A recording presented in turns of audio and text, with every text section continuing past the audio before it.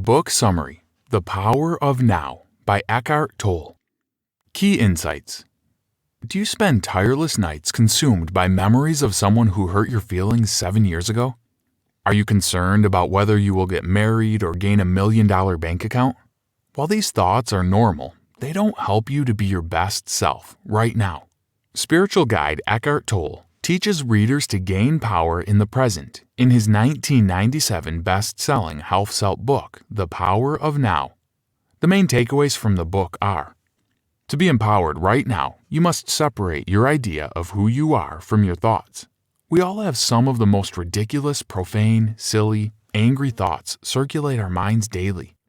If those thoughts were a representation of our true selves, no one would come close to spiritual enlightenment. Tolle encourages you to analyze your thinking so that you don't become your thoughts.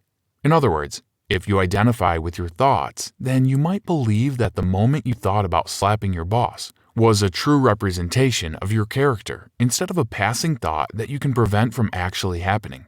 Identifying with your thoughts is what Tolle calls identifying with the egoic mind. Tolle even goes on to make a shocking argument that time doesn't exist.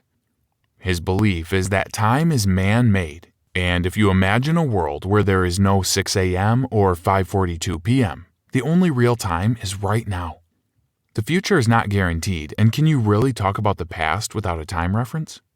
Lastly, the more you are conscious of your thoughts instead of identifying with your thoughts, the healthier you become. Spiritual and physical well-being work hand in hand. But let's take a closer look at what this really means. You are not your mind. According to Buddha, enlightenment is considered the end of suffering. Tolle believes you can gain enlightenment once you realize that your thoughts are not an actual reflection of you. He believes your awareness of your thoughts offers a more accurate understanding of who you are. Consciousness, the way out of pain. The collection of painful memories is called the pain body, and it can be active or dormant. The dormant pain body becomes activated when experiences similar to the one that caused pain occur. The pain body is much like a dormant virus. It feeds on more pain, not joy, and it wants to be activated. To stop the virus from attacking your emotional and physical well-being, it is important to transition thoughts when negative thoughts pop up. Tolle defines presence as when a person is aware of his or her pain body being activated. Move deeply into the now. Your ego is vulnerable and needy. It needs you to be loved by everyone. The ego is like a defensive child who wants to appear big and tough, but truly feels small and afraid. Once you become aware of your egoic mind, or the defensive child in you, you can discipline it by refusing to give it the treat of rage, anger, or whatever that child craves. Mind strategies for avoiding the now. There is no stress in each present moment. Stress comes about by focusing on either the past or the future. Be totally present wherever you are. The state of presence. Conscious people recognize their energy changing when someone offends them, and they find a way to not react angrily. A person who operates from ego, which is the case for most people, would not allow much space between feeling upset and responding with anger. The inner body. The way out of pain is to get rid of the pain from your past. Sounds simple, I'm sure. However, when you experience new pains that become reminiscent of old pains, you experience a brick of pain lodged into your body and into your memory that becomes more difficult to move. Portals into the unmanifested. Letting go of what we would want the present to be helps us to be more present. It is also important to take 10 to 15 minutes a day to be still and listen to the energy inside of our bodies. Is the energy resistant, worried, angry, or at peace? Enlightened relationships. People often think the future will save them.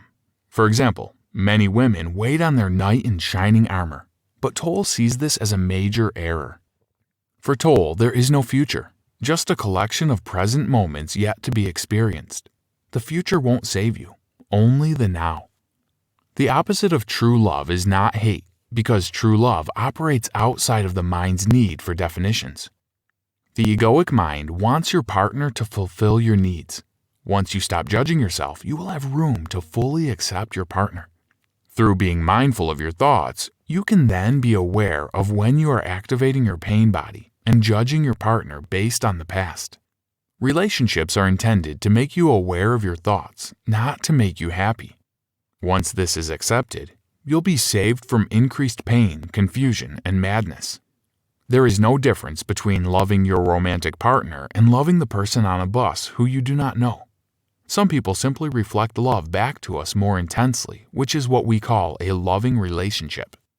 Beyond happiness and unhappiness, there is peace.